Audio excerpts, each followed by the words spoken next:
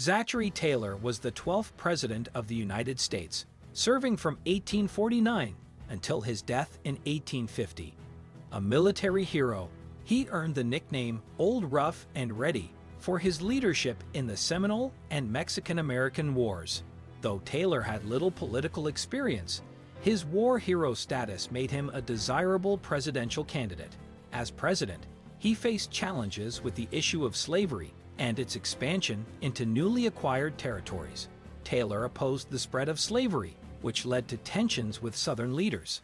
His time in office was short, as he died just 16 months after taking the oath. His sudden death remains a subject of debate, with some speculating he was poisoned, though no concrete evidence supports this theory. Taylor's legacy is marked by his firm stance against the spread of slavery. Millard Fillmore was the 13th President of the United States, serving from 1850 to 1853.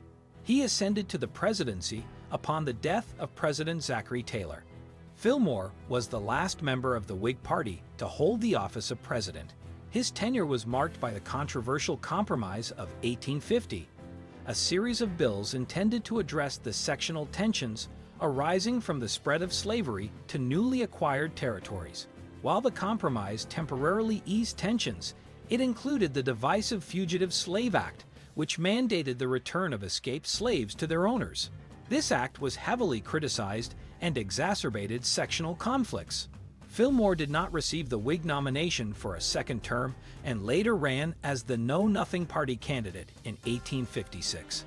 He remains a lesser-known president, often associated with his moderate stance on slavery issues. Franklin Pierce was the 14th President of the United States, serving from 1853 to 1857. A Democrat from New Hampshire, Pierce's presidency is often overshadowed by the rising sectional tensions over slavery. One of his most controversial acts was supporting the Kansas-Nebraska Act of 1854, which allowed settlers in those territories to decide on the legality of slavery themselves. This led to violent conflicts known as Bleeding Kansas. Pierce's pro-Southern policies and his attempt to acquire Cuba for the expansion of slavery were unpopular in the North. His administration also saw the Gadsden Purchase, which added land to the American Southwest. By the end of his term, Pierce's stance on slavery deeply divided the Democratic Party, and he failed to secure a nomination for a second term. His presidency exacerbated divisions leading up to the Civil War. James Buchanan was the 15th President of the United States, serving from 1857 to 1861. Hailing from Pennsylvania, he was the last president before the Civil War.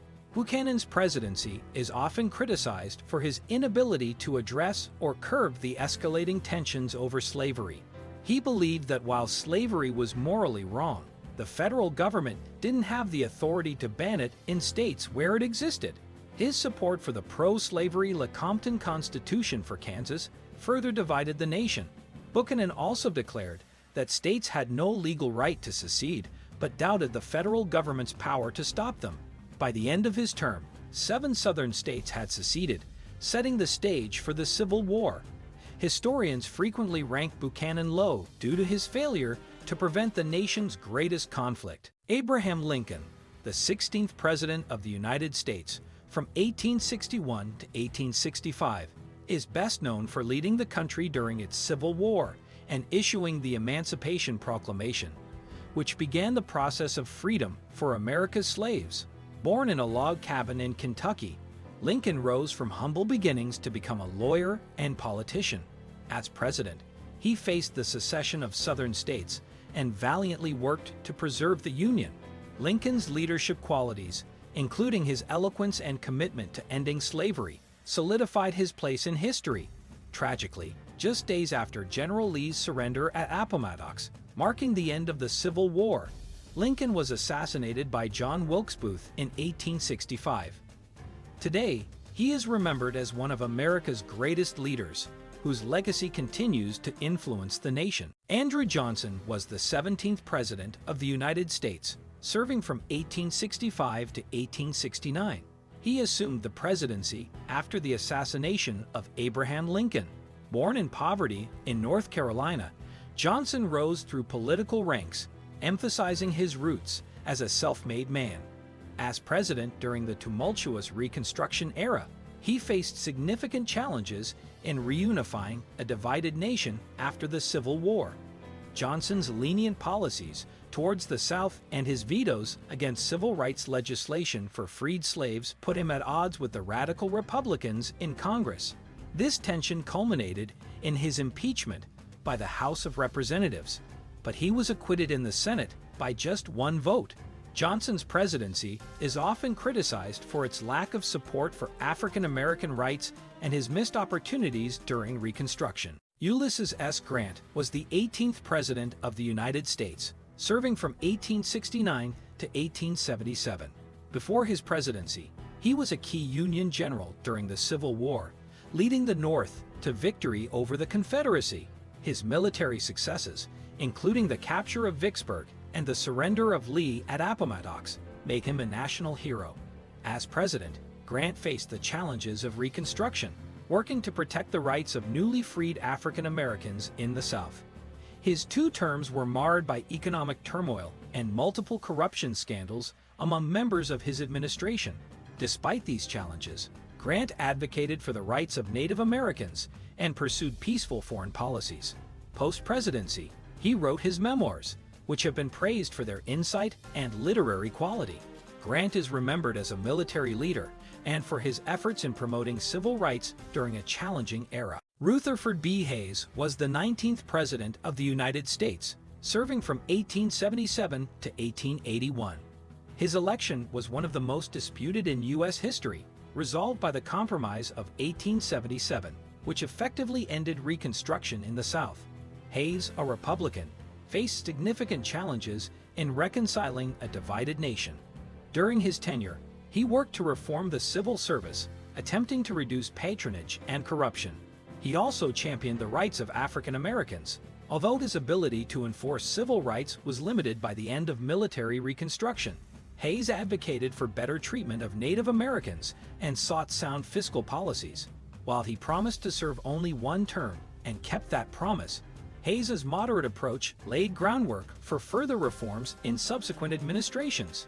He is remembered as a president who sought healing and reform during a pivotal time in U.S. history. James A. Garfield, the 20th President of the United States, served in 1881 for only a few months before his assassination. Born in a log cabin in Ohio, Garfield was a self-made man who became a scholar, Civil War general, and congressman. His presidency began with promise as he advocated for civil service reform, aiming to curtail the spoils system and reduce corruption in government appointments. However, his term was tragically cut short when Charles Guiteau, a disappointed office-seeker, shot him on July 2, 1881. After struggling with his injuries for weeks, Garfield died on September 19, 1881.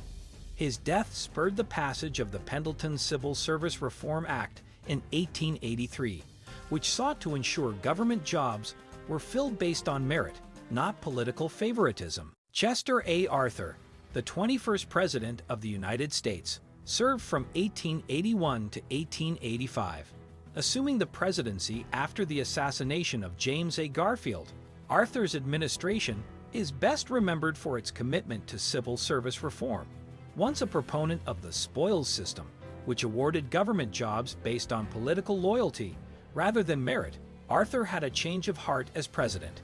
He championed and signed the Pendleton Civil Service Reform Act in 1883, a landmark law that laid the foundation for the modern professional civil service. This act aimed to end patronage and ensure that government positions were filled based on qualifications.